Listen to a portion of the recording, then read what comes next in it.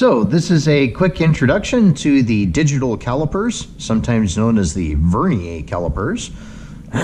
These are tools that we use to measure very, very accurate lengths.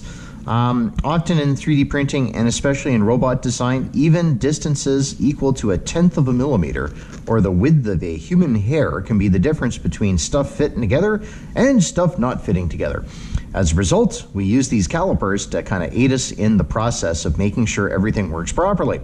So first thing, you open up the container. There'll be a couple of these floating around the classroom. I want to make sure that the documentation, this here and this, stay in the case. Don't take it out. And there's also a spare battery right here. Do not remove that. Make sure it stays where it is. And this is the actual tool itself. This is the caliper. And pretty nice and easy to operate. All right. I don't know if you can see all this stuff on the video or not, but the way that you use this is effectively to press on. We select a scale. It's on millimeters right now, but it can actually go into inches and fractional inches, which are both kind of cool, but we don't use the inches very much here. I do it in shop occasionally, but here we stick to millimeters, like that. I then press the 0 button, and that just calibrates the tool.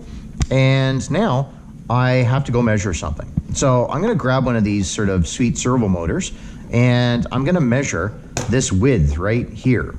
All right, to do that, I open and close the tool only by taking my thumb and rotating right here. And you notice as I do that, the distance or the number that I'm measuring increases. So I put the calipers right here, and I do the opposite. I close it until it's relatively tight. Okay, you don't have to crush the thing, but relatively tight. And if you can read here, it says 19.82. So if I were doing 3D printing, this is basically like saying that this is 20 millimeters wide. We generally, when we're doing printing, will round up or down to the nearest 1/2 millimeter, and that's usually accurate enough for doing our measurements. There's a few occasional cases where we go a little more accurate into the 1/10 of a millimeter, but we'll talk about that when they come. And basically now that I know my distance or my length, I roll the little knob this way to release my servo motor, and I can close my calipers like so, press the 0 button, and then turn them off again.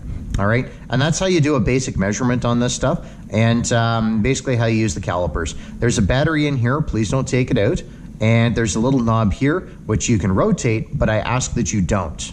All right, so that's pretty much everything that you need to know, and we'll go on to the next little bit.